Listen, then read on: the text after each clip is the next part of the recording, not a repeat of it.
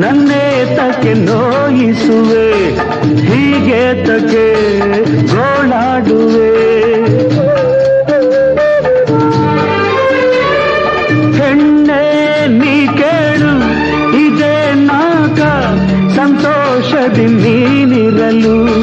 ನಿನ್ನಾಸೆಗೆ ಮಿತಿ ಬೇಡವೇ?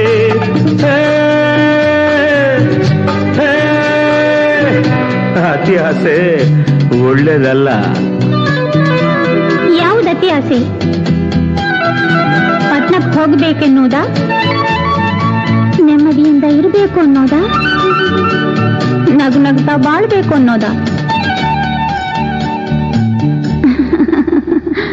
ಹೊಸ ಬಾಳು ಸೊಗಸಂದುಕೊಂಡೆ, ಈ ಮನೆಗೆ ಸೊಸೆಯಾಗಿ